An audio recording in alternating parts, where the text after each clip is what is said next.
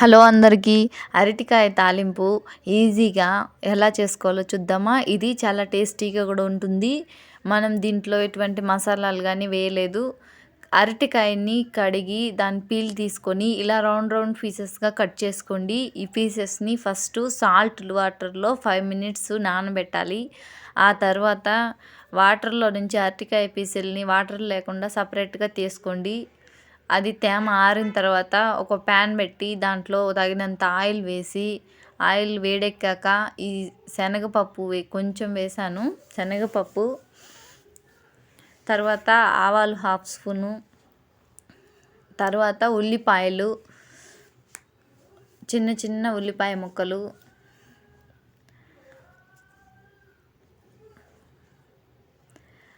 One minute అలా fry చేస్తే చాలు. తర్వాత కారము, పసుపు, కరివేపాకు ఈ 3 ఒకేసారి వేసి కలిపి కారం పొడి మాడిపోకుండా ఫాస్ట్గా అరటికాయ పీసులు అనేవి వేసేయాలి.